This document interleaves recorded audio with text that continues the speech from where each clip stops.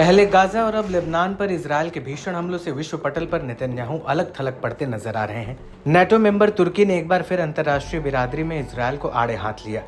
तुर्की के राष्ट्रपति ने गाजा में इजरायल के सैन्य अभियान की कड़े शब्दों में निंदा की। एर्दोगन ने अंतर्राष्ट्रीय समुदाय से बेंजामिन नेतन्याहू के हत्या नेटवर्क के खिलाफ कार्रवाई करने का आग्रह किया। इतना ही नहीं, एर्दोगन ने इजरायली प्रधानमंत्री की तुलना एडोल्फ हिटलर से कर दी।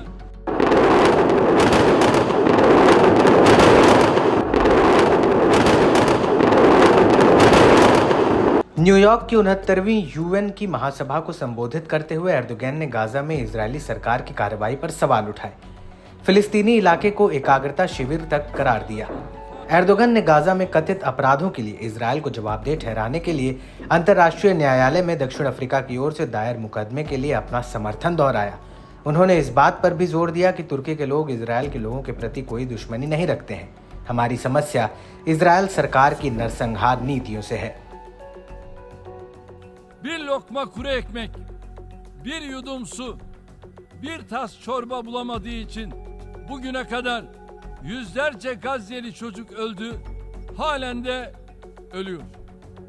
Gazze'de sadece çocuklar değil, aynı zamanda Birleşmiş Milletler sistemi ölüyor.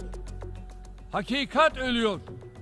Batı'nın savunduğunu iddia ettiği değerler ölüyor. İsrail'in son günlerde saldırılarını artırdığı Lübnan halkının ve hükümetinin de yanındayız. Bundan 70 sene önce nasıl Hitler insanlığın ittifakıyla durdurulmuşsa, Netanyahu ve cinayet şebekesi de insanlığın ittifakıyla durdurulmalıdır. Buradan bir kez daha canları pahasına vatanlarını savunan Filistinli kardeşlerimi yürekten selamlıyorum. İsrail'in Filistin halkına yönelik saldırganlığının tek nedeni bir avuç ülkenin İsrail'e olan kayıtsız şartsız desteğidir.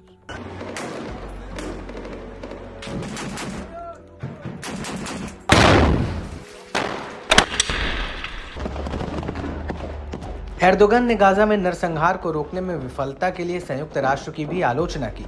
तुर्की के राष्ट्रपति Erdogan ने कहा कि Gaza में संघर्ष जारी रहने के लिए यूएन का सिस्टम और पश्चिमी दुनिया की वैल्यू खत्म हो रही है। उन्होंने इजरायल को रोकने के लिए मानवता के गठबंधन का आह्वान किया।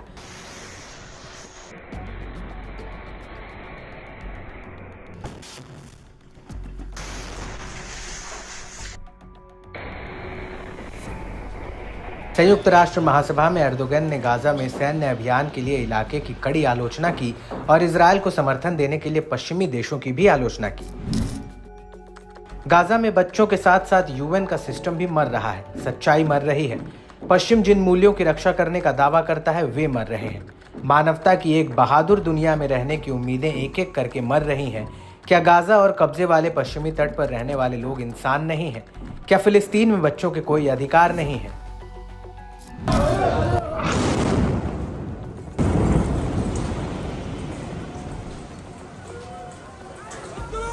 एर्दोगन ने अंतर्राष्ट्रीय आपराधिक न्यायालय के वकील करीम खान से इजरायली नेताओं के खिलाफ युद्ध अपराध के आरोपों को जारी रखने का आग्रह किया।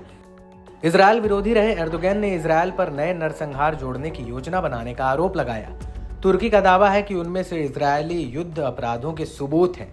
तुर्की ने इजरायल के साथ सभी व्यापार रोक दिया और विश्व न्यायालय में इजरायल के खिलाफ नरसंहार के मामले में शामिल होने का आवेदन किया।